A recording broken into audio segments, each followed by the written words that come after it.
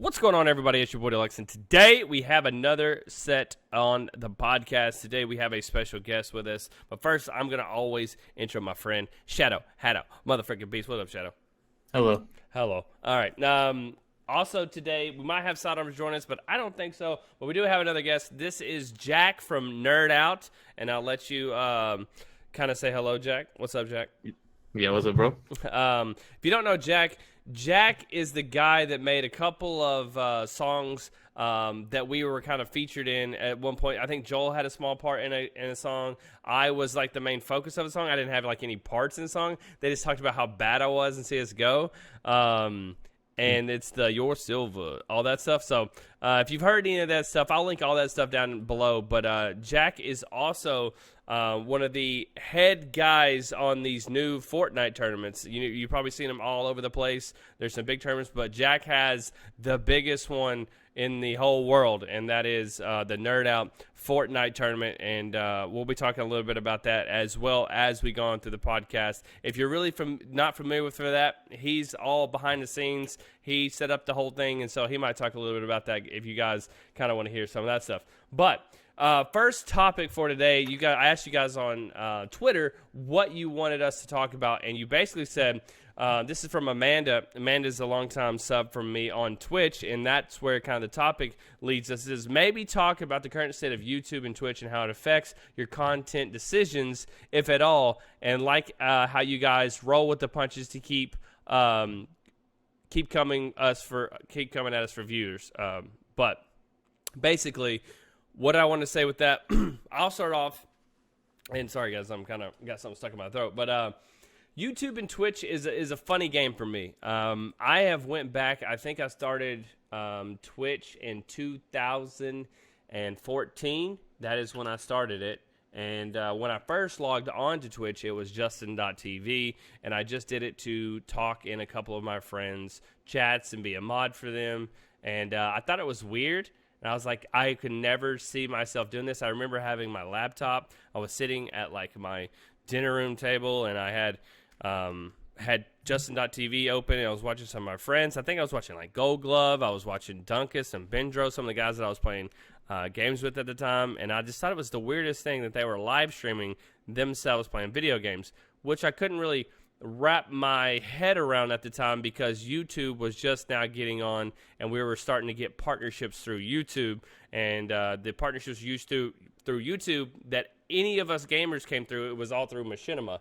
And Machinima was handing out partnerships for their directors, and that's how you could get the banner. And that was the biggest thing I wanted. I want the freaking banner. The banner was like an extra couple inches higher than everybody else's, and you could actually put links and stuff in that banner, and it was just the coolest stuff because only the people that were partnered could do that. But as time has gone, I have basically been a YouTube guy. I was always been a YouTube guy until I would hop on Twitch and do some stuff here and there, but I didn't have the greatest internet in the world. So I started off in 144p. I was rocking it for a long time on DayZ. I was doing that kind of stuff. I was trying to stream multiple games, but I didn't really get good internet until probably 2 years ago, and I was uploading and recording YouTube videos, and that was the easiest thing for me because I could record, could go back, I could cut it up, and it didn't really take good internet. I could set the upload for overnight, and that'd be good.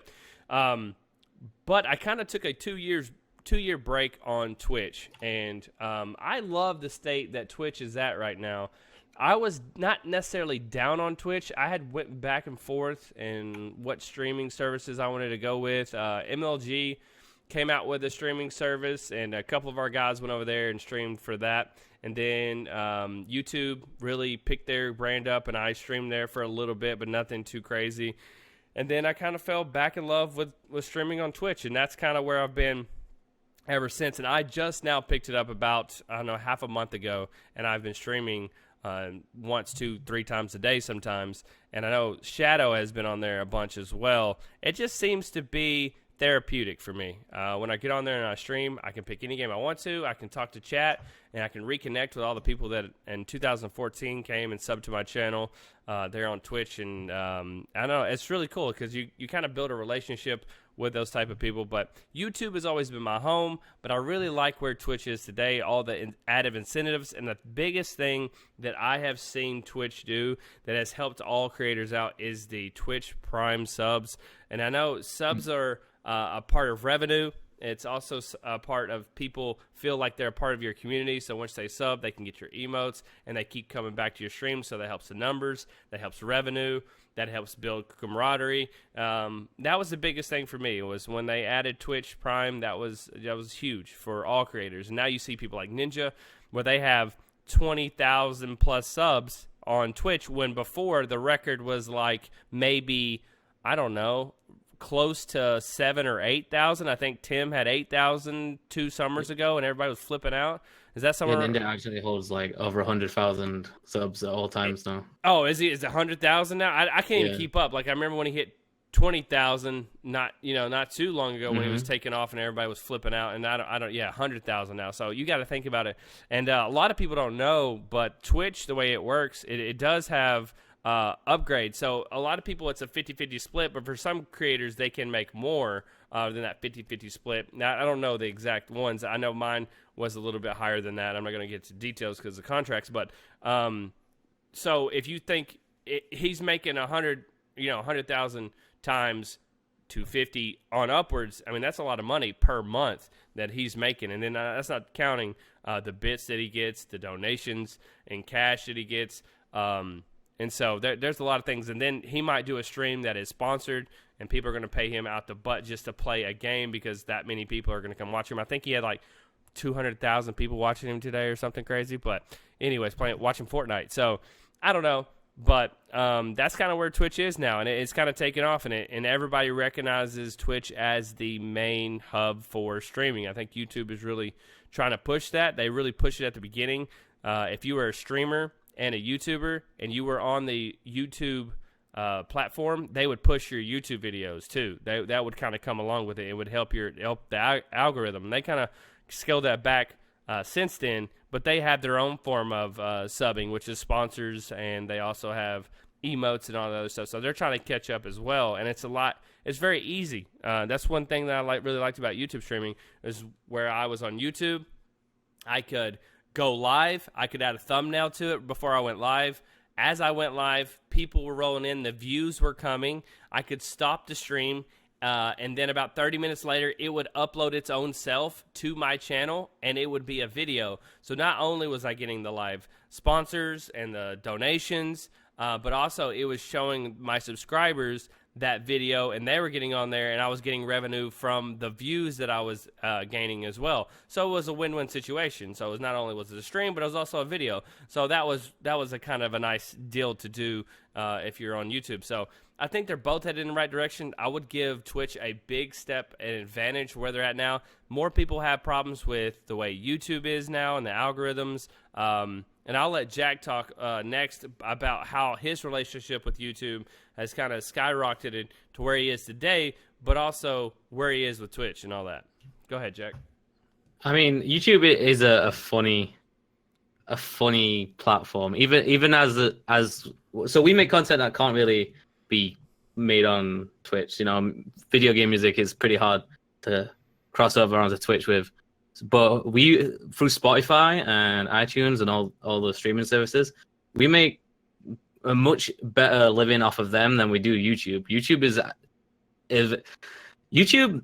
I don't know. It's a strange one. You can't live without it, but yeah, again, it's still like it just doesn't bring in as much as other resources do. So it's like it's your main source of advertisement, I would say, but like it's only to send them to. I feel like that's all people need to use YouTube for right now, just because they use it as an advertisement and then push them somewhere else to earn a steady income. Because with YouTube, you don't know if your video is going to get demonetized for the most random our Incredibles 2 song. It's one of the most PG subjects we've ever done. That got demonetized, but we made a song on Wolfenstein and killing Nazis, and that was fine. Of course. You know, I so don't understand either. I don't understand either. I don't understand either. I think their whole bot is like broke for the most part. It was I don't know when they first came out with the bot. I was in the beta and I didn't ask to be in the beta. I was one of those people that had to go through every single video that they marked as yellow, the yellow dot.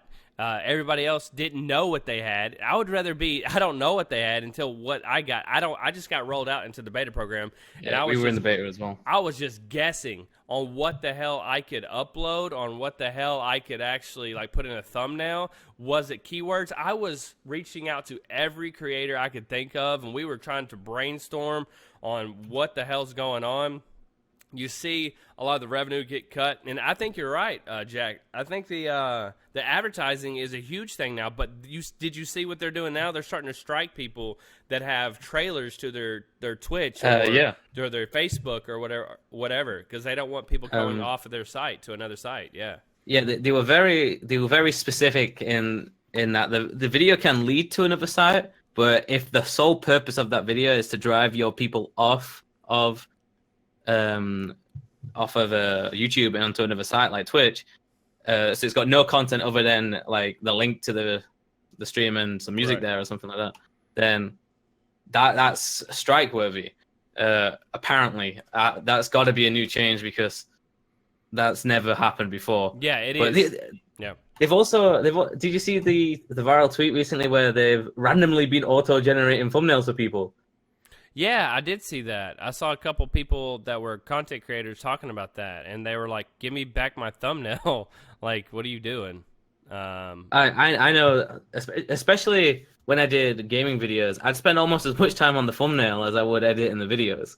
Yeah. So just for them to be like, "Nah, we don't want people to see this," it's kind of like, especially as that was one of their premium features originally when you got partnered, like way back in the day when you got partnered.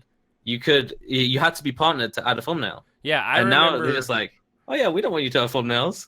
Yeah, I remember when it was the first deal, like Ray William Johnson would put a still frame in the middle of his video, so that would be his thumbnail.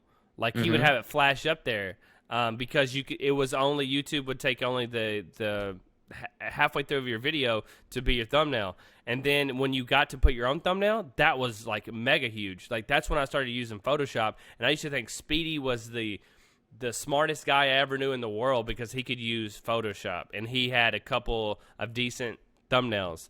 And I was like, "Are you serious? Like this is mind blowing." So I had to like have him teach me how to do Photoshop, and that was just a really big deal. Yeah, you're right, Jake. Like thumbnails were a huge deal, and still are a huge deal. It like thumbnails. Yeah. Oh, 100% the most vital. I think they're possibly the most vital part for people clicking on your video. There are a couple of videos that will go viral and don't even need a thumbnail, but I think just having the attractiveness of that thumbnail that can bring in at least 50% of your views. So the fact that they're taking that away from people just blows my mind. Yeah, same here. I have no clue. Have you? I saw that you started streaming on Twitch a little bit. How's that going? Yeah, it's so hard to drive traffic to Twitch, especially as we're not a gaming channel. We're a music channel that does songs on movies and video games, superheroes, whatever. So it's hard to bring the audience. I'm sure you probably found the same. It's hard to bring the audience over to Twitch without actually being able to post a video. Yeah, we did. For us at the beginning, it was really good. In 2014, it was amazing. I could say, "Hey guys, go check out my Twitch channel," and I had probably 200,000 plus people sign up or follow my Twitch before I even was like, I was partnered from day one because I knew some people, but before I even had a true sub, I had tons and tons of people that were already at so I think it was easier back in the day, but now you're right. It's got to be one of the hardest things now just to drive traffic over to your Twitch channel to actually turn into a follow and actually turn into a sub and actually turn into somebody that you can start creating some type of relationship with, because I don't know, it just seems like that's just a harder bridge to cross now. I do think one of the smartest ways to do it now is, and you can see it's worked for Ninja incredibly, is turn your YouTube into a Twitch highlights channel. Essentially, you get the content on Twitch, cut the content backwards up now. It's from, it's totally backwards. Yeah. It used to be turn your YouTube into a Twitch. Now it's turn your Twitch into a YouTube. Yeah, and it's so different now. Yeah, and it's crazy. And just the power of social media as well. Like Ninja has his clips all over Twitter, Facebook, Instagram, and YouTube. Like they're all over. Mouth. I mean, kids are just like showing each other and favoriting and retweet. I mean, it's ridiculous. I don't know how much that guy's net worth is right now. It's got to be a godly number. Like I don't know how you would come at him with a deal to play your game right now. Like these companies, I don't know how much they're throwing at him. I don't even want to guess because I'd probably throw up. It's probably more than we've earned in our lifetime just for one stream. Oh, for sure. Like that's not even joking either. Like that's ridiculous because it's a wave effect. Because listen, if you pay this man to play your game, let's say they pay him to play DayZ for fun. Okay, then it's a brand new game. They pay him to play that game. All right, they're getting the 200,000+ people that are watching it. All right. And then that might go download the game or buy the game, and then that turns into revenue on down the road. Maybe you have some DLCs or you have like Fortnite does, in-game purchases, blah, blah, blah. And then on top of that, you get all of those highlights. You get all those highlights that get then shared through Twitter, Facebook, all that stuff. And that it's a spider web. And so it just branches out. And, I mean, you got to think that a lot of people are getting a decent return on sponsoring a stream from Ninja or some of these other big creators too. Well, you've also got to bear in mind he's now a trendsetter, so anything that he plays, other streamers are going to hop on as well, just to be on the top category on Twitch. So, for example, someone like myself who might not usually play Realm Royale, if he's playing Realm Royale and the top viewers on Realm Royale are like a couple of hundred, I might hop on Realm Royale because I was like, I'll give this game a try, and I should be at top of the directory for it, so some new people might find me or something like that. Right. So he's a trendsetter. So not only does he they're paying for him to stream it, other people are going to hop on and stream it just because that's what's popular on Twitch at that moment. Mm-hmm. So I've done that a few times, and I've seen like big influencers get on and start it, and I'm like, hey man, I'll be number 2 or 3. They get off the game, I might have some people flood over to my channel or something like that. So, yeah, man. It's exactly like that. Yeah. And the only other person I can there's only 2 groups of people I can ever like say this has ever happened with before, and that's yourselves way back in the Call of Duty days. Mm-hmm. And then it was Vanos's group. Any game that they played, every YouTuber seems to have made a video on it. Yeah. They did I always tell people that they did a better job of what we did.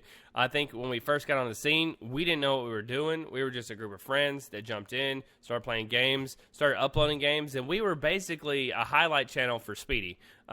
We would get on and just do the craziest stuff. Speedy would edit it with some decent editing. Nowadays, it's basic at best, what was expected, because we knew back in 2014, we were like, man, this is what we're doing now is great, but what's coming tomorrow is going to even be better. And I think that's what Vanos's group did. They came in and they did what we did and did it better. Mm-hmm. And so then there's another group that came in after them and did it better than them. And there's a lot of individual channels that's so saturated now. I can pick out individual channels that can edit, that have the best thumbnails, that have the best communities, that do a good job of setting targets and directives, what they want to do, that just run this thing like a well-oiled machine.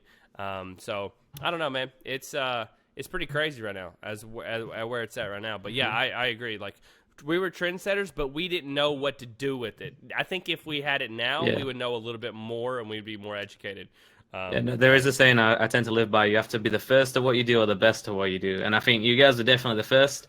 And set that trend of funny more. You were the first ones to take games not seriously and have fun with them. If you remember, it was all like TBNR Frags and Woody's Gamer Tag, Wings of Redemption, and then you guys came on and just came and annoyed everybody and had fun. And it was like, yeah, and we were pretty good too. I mean, I don't want to sit here and say we were the best gamers in the world, but I had GA was good. Yeah, GA team was good. I had branched off of that group, so I played with Go Glove, I played with Woody, I played with Wings of Redemption and all those guys during that time, and then I didn't fit in very well. I mean, I was at the bottom of the leaderboard, and I was trying to kick ass, and we were running through people. We wouldn't lose a game all night when we would play TDM or Search and Destroy. We never lost a game. That was never a thing.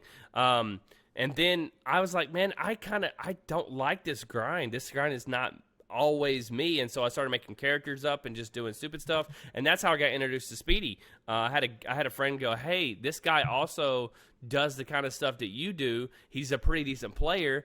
And then me and Speedy's relationship kind of blossomed into his friends that he had, my friends that I had, and we kind of meshed it together, and this thing kind of took off, and we all kind of meshed really well, which was like I don't know how the hell that even happened, but it happened. But once that happened, we were like the first funny group that kind of jumped on board and started doing things the weird way, and we were doing ninja diffuses. We were just making stupid jokes and playing, and everybody else was tryharding. Can I get a 50 kill game? Can I get a nuke? Can I get 17 triple? I don't know, no scopes in a row or something, whatever. Everybody was tryhard. But it seems, I used to be one of those guys that went for mobs as well and stuff like that. Everybody did. And then I think I'm not afraid to admit I was completely inspired by you guys to like start just messing about, why I'm pretending you're dead, ninja defusing and all that kind of stuff. And what a lot of people won't actually know or remember is Vanos's group were actually fans of you guys because they did remixes of you and stuff like that, didn't they? Yeah, Vanos did a remix of me, and he did one of Joel, I believe. And I think he still has like some of the earliest videos on his channel at this point. I still think it's one of my remixes that he did of mine. But yeah, Vanos and we love those guys. Those guys are awesome. Like Vanos is great. Wildcat, we play Fortnite with. Minnie, we've played games a lot in the past with him as well. H2O, I think, is one of the funniest guys here on YouTube and one of the best branding guys here on YouTube. But I could go on and on about those guys. But yeah, they if you go back to some of their earlier videos, I remember Wildcat saying all my shoutcast stuff, all my phrases in Vanos's videos and his videos as they were going through stuff. And then I don't know, they were friends of us, and I think they will tell you too. Their group created because our group was created.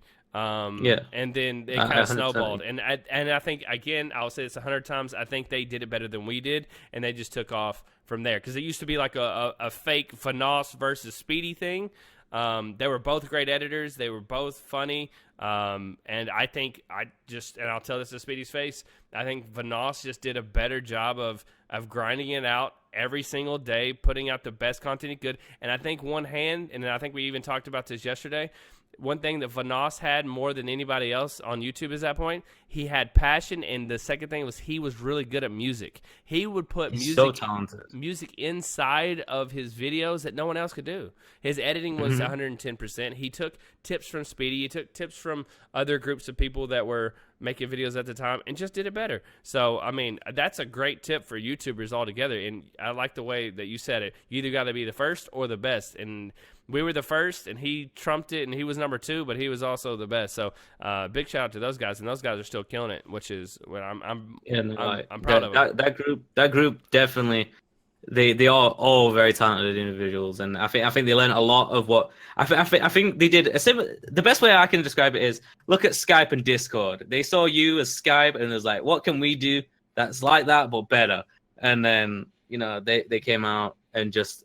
Like if you think about it, Vanos learned how to use SFM. Like he literally went into Source Filmmaker and learned how to animate to do, that's next level commitment. That's a commitment like 99.9% of people on YouTube you will not find.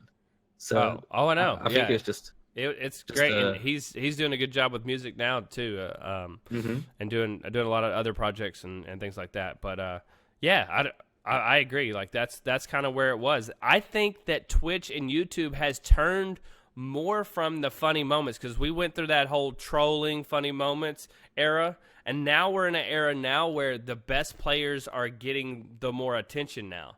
It's like it's going around in a cycle. It is. It's a huge cycle, it seems. And we were talking about that the other day too. Like, if you are the best at Fortnite right now, you can make some serious bank. We were trying to explain this to Shadow.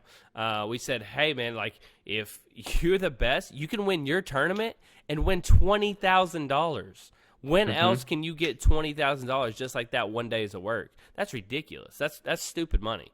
And so $20,000 is a lot of money to a lot of people. And if you're the best at what you do, then that could be yours. That could be an avenue. And that's not only what you would winning your tournament. Your tournament also highlights people on Twitch. It gets people. All it does is it builds momentum. So you take my viewers that I just got beat by sidearms, let's say. Then all my people from me go to sidearms because I got beat. I'm out of the tournament, and then it just snowballs. All the sidearms that got beat by Ninja go to Ninja, and Ninja got beat by Myth, go to Myth, and it just snowballs. And so not only are you doing that, you're getting followers. You're getting subs, you're getting donations, you're getting bits, you're getting all that stuff, you're getting notoriety, you're getting people making highlight videos of you on YouTube, and then you're getting people follow you on Twitter. So everything you do, it's just a big snowball effect. So being in a tournament like you have not only opens the door for one person, it opens it up for everybody. Not only is it monetary, but it's also all kinds of values all across all platforms. So, so what you do with these services are awesome. For example, the guy who got into the semi-final against Wildcat and Marksman, it's So Max and Rocks. They literally hold about 20 to 50 viewers, though, the average, you know? Yeah. And in the final, that guy had 2,500 people in his stream. Yeah. You know? And that's like a personal record for him. And what if he'd have won that game, it would obviously helped him a hell of a lot more. But we got to remember that was only a test tournament for $2,000. You know, the bigger tournaments are coming up, and we could literally just see people's careers skyrocket from them beating one big guy in a tournament, which is insane. And they were one kill away from losing to Sidearms and them. So I mean, they were that close to losing it all.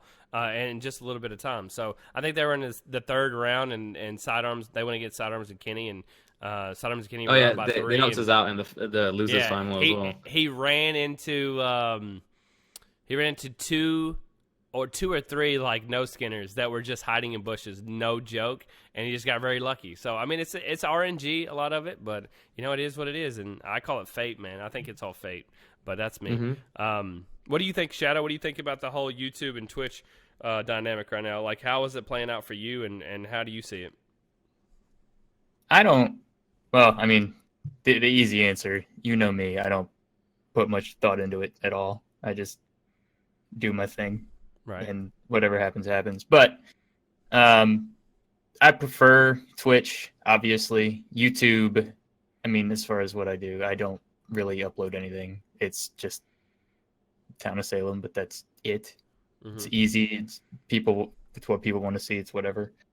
But the main knock against YouTube, obviously, is the whole demonetization thing, and how it's all run by bots, and the bots will screw up a lot. Like, they'll take your channel down if you know there's false reports, and then you got to go through this whole system, and it's a mess.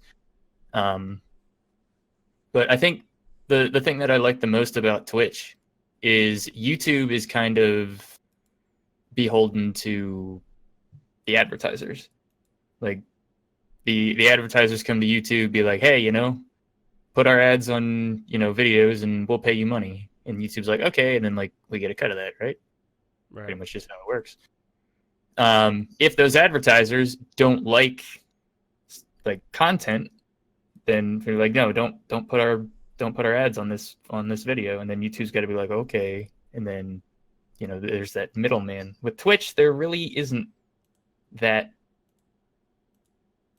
that extra step in between like content creators getting money. It's basically there are ads on Twitch, sure, but for the most part, most of the money that you make is through people subbing to you or just giving you money with bits or something directly. Right. You know, there's nothing like in between it. There are like Twitch terms of service, obviously, but as far as like what your content is, you can be like, hey, I'm gonna just be some guy who swears and curses and plays a whole bunch of games where I'm gonna shoot the shit out of people, and yeah, it's gonna be a good time. If you like that, then give me $5 a month. Or that's actually a very good point. Like, YouTube have to make advertisers and creators happy. All that Twitch have to do is make sure the creators happy, because then the viewers are paying for the creators, aren't they? Not? And and like that's why I guess like the bank account likes Twitch better. But I mean, me personally, I also like Twitch just because like you can do so much more on Twitch as far as like games are concerned. Mm-hmm. And I've said this, if you do come to my stream a lot, you've heard this spiel a whole bunch of times, and I apologize. But with Twitch, you can do really anything. Like you can play. I mean, D20 does fucking fishing Minecraft streams. I know. Like you can't upload a 20-minute video or a 3-hour video on YouTube of you fishing in Minecraft. It's just not. It's not going to be good. People, it's not.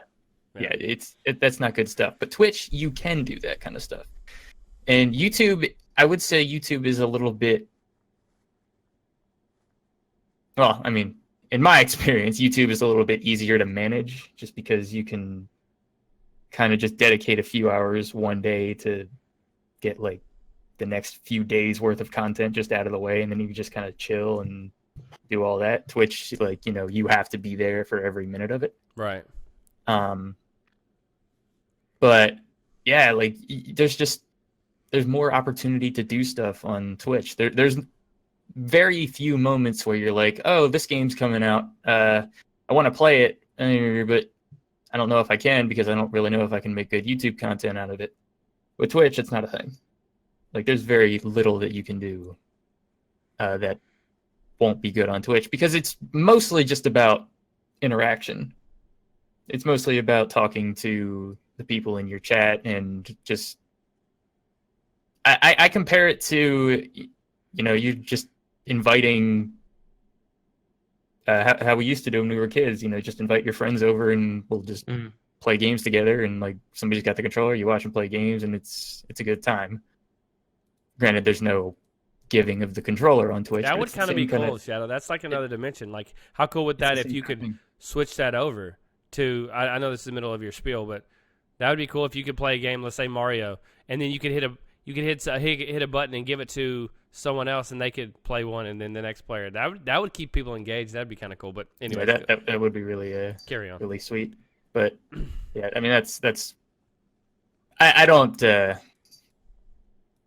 as that's as deep as my thoughts go as far as Twitch, YouTube. Like I don't, you know me, I don't put any thought into thumbnails or promoting myself or I like your thumbnails, you know, actually. I'm getting them.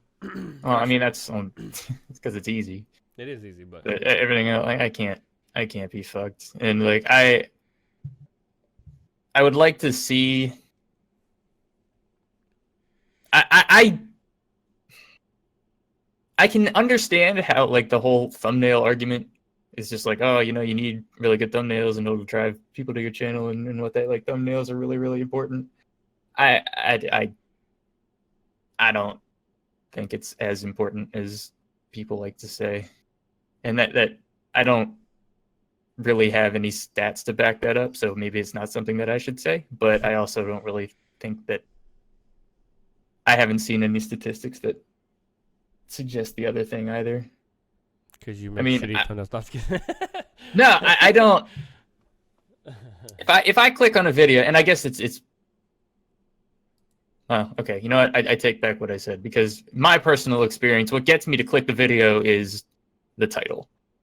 Really, it's not so much the thumbnail of it. Like, oh, thumbnail grabs my attention first, and if I see something I like, then I look at the title, and if they both match, then I click. I don't know. Yeah, I would agree with that. I'd like see a chipmunk in the corner of my screen and oh, what's that? And they'd be like, oh, it's Alvin the Chipmunks now. Okay. If it's like, you know, Chipmunks breakdancing or something like that, I'm gonna click on it. Right. I definitely maybe that happens subconsciously for me. Maybe I don't know. I just I mean, I think different people have different thing. I think though the world we live in now, where there's instant gratification and everybody's time is precious, then they want to make the most out of it. So they're going to say, hey, what's the best video I can watch at this point in time? Here's the group of thumbnails that I got in my recommended. I'm gonna click this one. This one's what I'm feeling, and it could be different from you, and it could be different from me. You're looking at titles. I'm looking at thumbnails, and Jack could be looking at both combined, and then he's gonna make his decision depending on that. Then I go down a rabbit hole. So my first decision is off thumbnails. My next one is on my recommended on the right side. If I like the video that I just watched, let's say I watched a fishing video, they taught me how to catch a trout, and I see a guy catch a bigger trout on the right side recommended.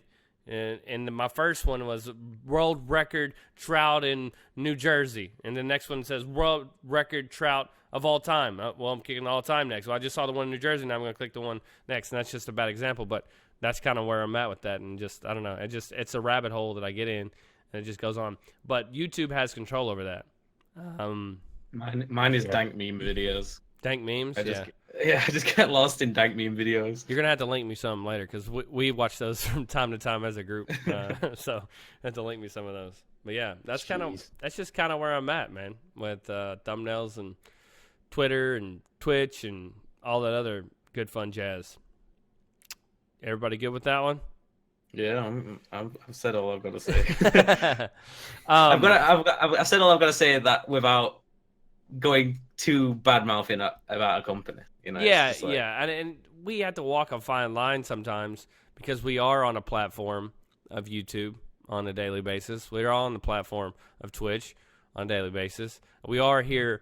We want to be advertiser friendly and kid friendly at some points too. We don't want to just turn everybody away at all times because of things down the road. But for the most part, that's kind of how we feel, and that's kind of where we've been. Jack, can you walk me through your career as a YouTuber, like how you got started, and give me as much detail as you can, like where are you from, kind of what got you into YouTube, and where's your career going now? And I'll remind you those if you go down a rabbit hole path, I'll kind of get you back to where you need to be. Okay. So where are you from? How'd you get started on YouTube, and how'd it go? As in, where am I from? In the world, or location? Online. Yeah. Okay, so obviously I'm from England. Without getting too. Yeah, you don't have to give me too direct. Specific. Yeah. And originally, I actually found out about the whole YouTube thing from pub stomping. It was Modern Warfare 3. I actually used to run support for some guys. You remember Amp Clan?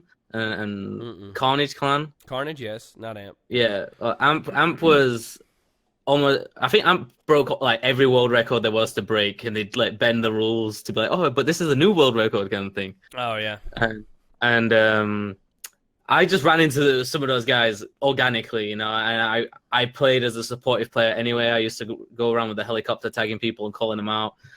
You remember that little remote recon drone? Is it called? Oh yeah. Or something like that? Oh yeah, for sure. Yeah, and then so I just played support anyway, and I dropped a couple mobs playing support, and then I just started playing with these guys, and they'd be dropping triple mobs and stuff like that. I was like, yo, this is so cool, you know what I mean? Yeah. And then I met a guy called iBlacksmith who used to try and get a Moab with random classes, and he turned out he was a YouTuber, and when he upgraded from a HD PVR to an Elgato, he gave me his HD PVR as a thank you for helping him. Oh, and what a classic move by a man. All right. And then that's how I started on YouTube. And when I was actually doing all these supports, I actually ran support for Wings of Redemption, Sniper Wolf. Back then she was Sexy Sniper. Yeah. Sorry. Which one do you say sorry for? Because they were both pretty bad. Yeah, they were. Did you ever get yelled at by either one of them?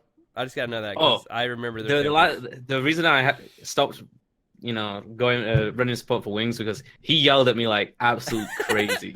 I remember he used to jump people's ass on a daily basis about things. Mm-hmm. I was always his most reliable one. I would like to think like he never used to yell at me, but then one week he just went in on me and because all his supports had like stopped playing with him because he was such a dickhead. Yeah, so vulgar with them, and I was like, I stayed there. I was like, yo, he's never had a problem with me, but then he turned on me. I was like, all right.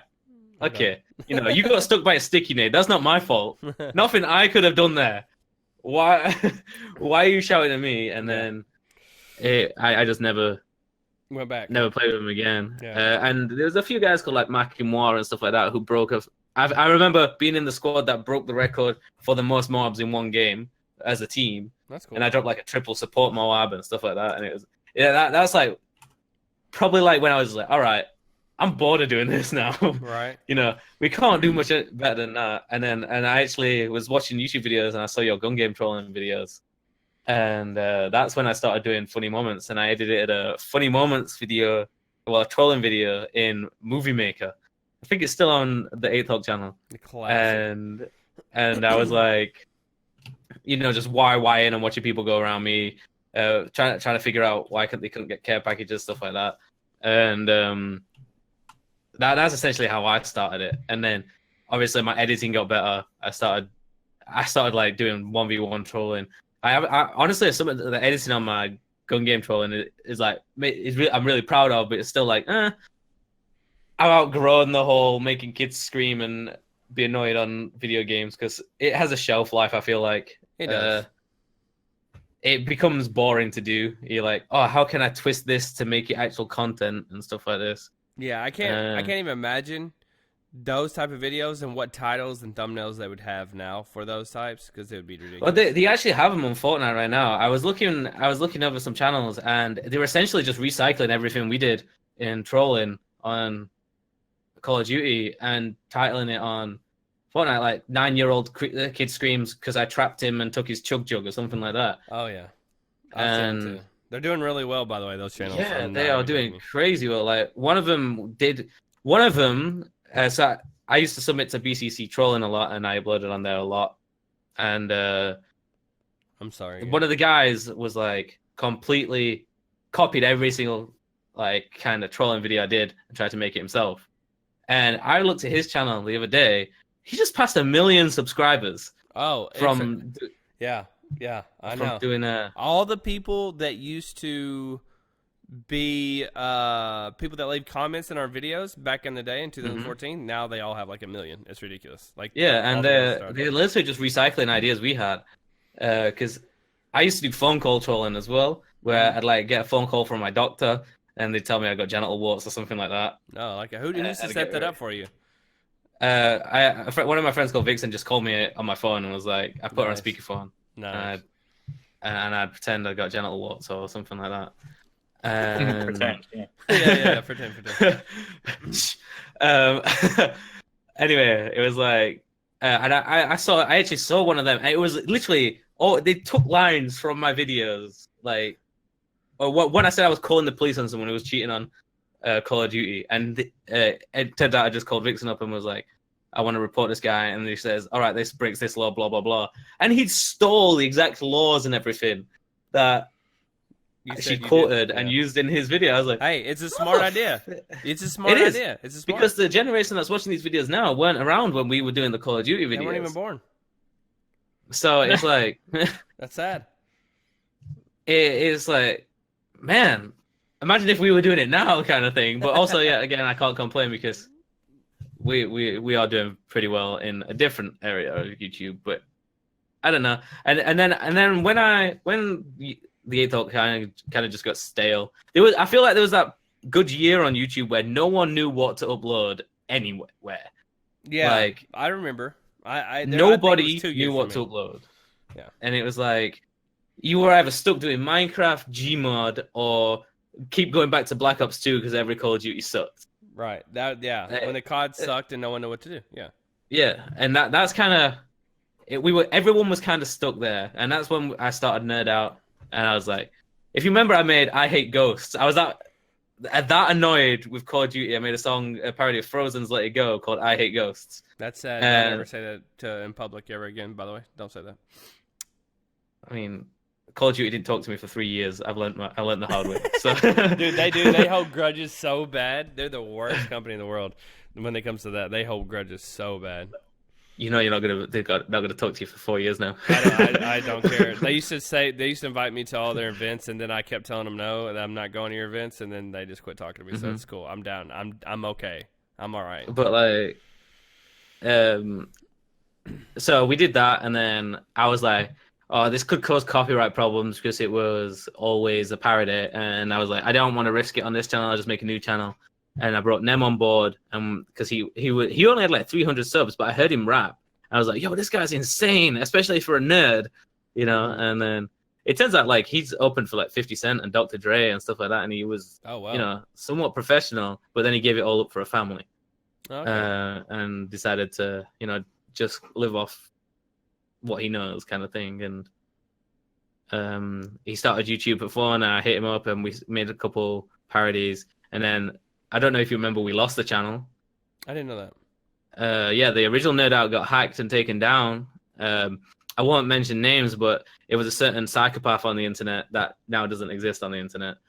Okay. And then it was kind of a blessing in disguise, actually, because we rebooted it with Hello Black Ops 3, and it was essentially another diss at Call of Duty saying, please don't suck this time. But that went absolutely viral, and like I remember Nadeshot sharing it, and Jericho sharing it, and I was freaking out and stuff like that. I was like, yo, these guys are sharing my video, you know, I've watched these guys for years. Right. And then it went viral, got like 1 million views in 2 weeks, which for us back then was massive, you know. Still is massive. What you talking about? Oh, we average 2 million views a video now. So. Shut up. But like, it was very much like, wow, this is it, and we gained 36,000 subscribers in 1 day. Oh wow. So for that 1 day as well, we were the most subscribed channel on YouTube. Like, Sorry had just come out by Justin Bieber, and we beat him. Oh wow. So we were super proud, and you know, so that thing happened, and it's kind of just snowballed from there. We've net out because we're never going to run out of content, because there's always going to be a viral trend, a viral movie, a viral video game to do a song on. So we're never going to run out of content with that. We started making them all original, so we don't have any copyright problems, no monetization problems, and then it's just kind of spiraled and spiraled. And obviously Fortnite, dude, we have the most viewed Fortnite video. It's kind of like, what is it? It's the rap battle, Fortnite rap battle. Oh really? Well, how many does it have? It's 44 million now. Dang. Yeah, Didn't know that. The trailer for the game has 45 million, so we're just waiting for it to overtake the trailer for the game. Jesus And then- Christ. But yeah, so we also have like the 4th most viewed with the Dancing on Your Body song we made as well. So, Dang, dude. and then the song with you, About You is actually one of the most viewed CS:GO videos. I think it's like number 3 or something like that. Yeah, my video of that got like a copyright claim. And how do you deal with that? How do you deal with those little copyright claims? Sometimes you just have to, you know, cut your losses. You got advertisement. With parodies, what we think in our head is we're going to get the advertisement from them. We're going to get the Spotify views and the song sales. So, You're you not know, worried about it too much? if we don't get the money from the video, it's fine. So you don't fight them. You don't fight them a lot of times. We don't fight them. Often we'll put our own claim on them as well for the audio, because they can only claim the composition. We can claim the audio. We can claim the audio and the visual. So we'll put our own claim on them just to earn something from them. But that's only as of recent times. Before that, we just cut our losses and was like, we did this to get attention, you know. Yeah. Because it's a viral trend, a viral song, you know. It's gonna bring traffic to our originals, and like all our most viewed songs now are originals. So it worked out in the long run. That's cool. I don't know if you ever saw the. Do you think the that Rainbow has something Six to do with song. it? By the way, do you think that when you receive a copyright claim, do you think that YouTube scales it back and keeps I think you from getting sometimes. views? I think sometimes. I think it very much depends on how well the video is doing to begin with. If it is doing well, they'll probably try and keep it make it doing well, because they're still getting money from it. So, and as like, I think as long as it's advertiser friendly, they're fine with it. I think they have. I think when the automatic bot catches it, I think your views get cut way down because of it. I think that's definitely. a thing. I don't know. I don't with my parody songs. I can't necessarily agree with that, because some have definitely had spikes afterwards as well. Have they? Okay. Well, you're one of the few Yeah. people I've ever talked to that have, so I'm glad to hear I that. do feel like we are very lucky. We don't get hit with any demonetization at all, and if it does, it lasts an hour. Really? Yeah. So You're on the blacklist, or you're all one of the ones that get I don't know. We do get put in every single pilot that YouTube do, so I think they like us. Because we are a pretty safe channel to upload on. We're never going to upload too too much of a controversial subject. Right. The one time we did upload a song about, it was actually called Dear Advertiser, and it was a song about, don't let these few people. It was like basically a love song to advertisers to come back to YouTube. And just because it had the adpocalypse in the tag, it got blacklisted everywhere. Right. So that's the only time we ever saw our video affected by YouTube. I think a lot of it depends on how it does in the first 24 hours, and then it either just stays at whatever it's got in the first 24 hours and gradually grows over time, or it'll keep spiking and spiking and spiking because it's getting more views than a usual video would on our channel. Right. I think that's very much how it works. Okay. It is very different having a music channel, but also you got to remember our CPM is incredibly low compared to a lot of gaming channels because we're uploading 3-minute videos. That's true. As to that is very the true. 10-minute videos. That's so way true. Like, okay, so give us and this is for kids. I know, but I want them to kind of know. Being a YouTuber is great and everything, and getting all these views is amazing. But on a 3-minute video and you get 1 million views, on an average, how much will that video make you if it doesn't get copyright claim? 1 million views if it gets a copyright claim? No, doesn't get one. If it doesn't, yes, about $1,000. About $1,000 for a 3-minute video, correct? Mm-hmm. That is horrible, by the way, guys. No. If you were on TV, if that was on TV, you'd be making multiple million for 1 million views. Yeah, like you got to think some of these TV shows don't get 1 million viewers on when they go live. Most don't.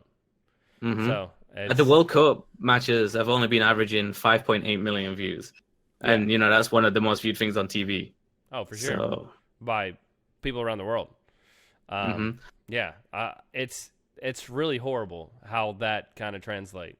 So it's not all great, and as much time is spent on his channel with editing, with working out the video, with the song, and just getting everything together. How much time do you think you spend on one video? Like a week. A week. We work from the day after it goes live, the last one goes live, until the moment it goes live. And you have how many people working under Nerdout? Like, how many people split the money? 3 of us. You got 3 of them. So you got to take $1,000 a week. So 1,000. Let me calculate this real quick. Okay. So you got hold on. It's 333. Yeah. So well, I'm just gonna kind of do it all together, but you're good. Well, this stupid thing why didn't I have a freaking my calculator's so dumb. All right, I'm just doing it on my phone. Well, you do this. How about this? You do this, Jack, for me. So you got 1,000 divided by 7, and then take that and divide it by 3. So 1,000 divided by 7 and then divided by 3. Yeah. Oh shit. I don't know that one. That's what I'm saying. I need a calculator. It's like 40 something bucks. Yeah, 40 something bucks a day. Okay. 46 bucks. 46 bucks a day. Okay. If you work an average of an 8-hour day, that's getting paid $5.75 an hour. So he just had a million view video, get $1,000, and he made $5.75 an hour, making that throughout the week. That's not a lot of money. It's not a lot of money. I know there's extra avenues that he goes down, but a lot of people don't get to 1 million views. That's just basically and a lot of people don't have a lot extra avenues. It's only lucky because we're a music channel, we can have the extra avenues. Right. No. So, I mean, YouTube is hard. A lot of people think you're just going to jump into it and make a lot of money. But Jack is a success story. I think Jack is so successful because he's relentless. He has always been that guy to say what's up. He's always been that guy to be very friendly. He's always been that guy to grind it out. If something don't work, he's always the guy to try to get to the middle of it to see how it can work. And that's what you have to do. That's what you have to do on YouTube. You have to be a grinder. How many years did it take you to have a successful channel? Jack? Oh, this is my 7th year of YouTube. So I would say Nerdout has been successful for the past year and a half to the point where, we're successful, and Right. we've got no worries. So, 5.5 years. Yeah, so 5.5 years with taking a loss, and now he's a year and a half positive. And it's no joke. It's not. It's I got very lucky at the beginning of my career of the people that I accidentally ran into while playing games, and I reached out to the right people at the right time on YouTube when it really wasn't very big. And we all kind of got lucky, and Jack had to do the grinding. And I think it's even harder now because of how split everything is. Everything's just going in 100 different It's directions. just so saturated as Yeah, well. and people don't trust each other. People don't trust each other. And I don't blame them. There's a lot of people that have stabbed each other in the back now that I've been doing this thing for 7 years. I can tell you horror stories all day long about people stabbing each other in the back. And that's why I'm so close to my vest with all my friends, is because I'm comfortable with them. They haven't stabbed me in the back. They know me, and that's just where I'm at. Like I can't. It's hard for me, for one, to accept change, two, to add people to a group or to a partnership that I will go into with, because I just don't trust them. Yeah, it's just it's a tough deal all the way around. But I would say even when me and them started, it was like we didn't trust each other 100%. We had to earn that trust. And we honestly argued a hell of a lot the first couple months, to the point where we had to like what are our roles and what are our goals here, right. And because we were both paranoid, because we both got so many different horror stories of like how people have used them, and you might see a sign of that or something like that, or you think you see a sign of that, and you're like, yo, he's gonna screw me over. So then you start getting defensive and thinking, how can I protect myself from this and stuff Right. like that. You start going down a wormhole, yeah. But if you are starting off as well, I say be careful, because people will use you. It's like Happens all the time. Happens all people the time. will get never like I know so many editors who will edit a video for clout, and I'm like, no, don't edit a video for clout, because no matter what you do to that video, unless it is something no one has ever done on YouTube before, there is no way that is gonna get you any sort of clout worth having. Right. Take $50, get the video done for them, and do it like that. Don't go, oh, I'll do it. I'll do it for a shout out at the end of the video, because honestly, 90% of the people don't make it to the outro. Yeah, it's true. Very true. Yeah, that's a whole nother topic. Go ahead, Shadow. I wasn't gonna say anything. I was just agreeing. Like, I don't even make it to the outro of most of the fucking videos I watch. Dude, I don't even make it to the outro of my own videos half the time. So. I just cut my videos at 9 minutes and 59 seconds. I don't even make it to the outro either. I don't even have an outro. Is it worth having an outro anyway? I don't even know. But yeah, that's a whole nother subject about the way that editing has evolved, the animation has come and gone and come back again. There's so many different avenues we can go down with that. But we are basically out of time. I know it didn't seem like we're here that long, but we are here. We're doing it for an hour, so we are good to go. Jack, I want to say thank you so much for joining me. I know it's been a long time coming. I haven't had a lot of guests on this podcast, but I do appreciate you coming and kind of sharing some knowledge with everybody. I kind of wanted to let everyone hear kind of your story and kind of what you do. If you haven't checked out Nerdout or Jack at any point, links are all down in the description. I'm going to put his Twitter. I'm going to put Nerdout. I'm also going to link the new tournament that's coming up. If you guys want to check that out, tell them a little bit about that, Jack. When is it, and how much is it for, and what you got going with it? Okay, so we got a $20,000 tournament coming on the 8th of July, 5 p.m. EST. It's got all the biggest creators in it. Obviously, Deluxe, Speedy, Sidearms, they're all going to be playing in it. I lost my train of thought. Oh, yeah, and there's also a golden ticket tournament going on this week as well. So if you want a chance to play against them, you can enter the golden ticket tournament, and all the information will be on Jack's Twitter if you want to check that out too. So I will definitely Can put that. show it to Luxu's boss. Exactly. So. You can show me what's up. We lost first round to fans the last time. They were really big fans of us, and we lost to them. So we can't say anything. So that you do have a chance of playing us. But yeah, Jack. Again, thanks for coming on, man. I'll definitely we'll look into getting you on here again. Anything I can do to help you, man, with anything, let me know. And you too, man. And Shadow, as always, thanks for coming, brother. You're my rock and hold me down on this thing, so I appreciate it. But if you guys want to check out any of the podcasts, they are on SoundCloud. Also, remember that we'll be here from time to time. Me and Shadow are trying to get some knocked out, but for the most part, thank you guys again. I'll see you guys next time here on the podcast. Peace out. Bye.